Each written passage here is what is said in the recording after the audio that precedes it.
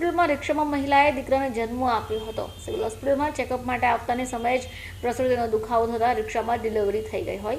જોકે હાલ બાળક અને માતા બંનેની હાલ તંદુરસ્ત છે। મૂળ ઉત્તર પ્રદેશના વતનીને હાલ હજીરાના કવાસ પાટિયા પાસે 30 વર્ષીય ગોરખસિંહ પરિવાર સાથે રહે છે।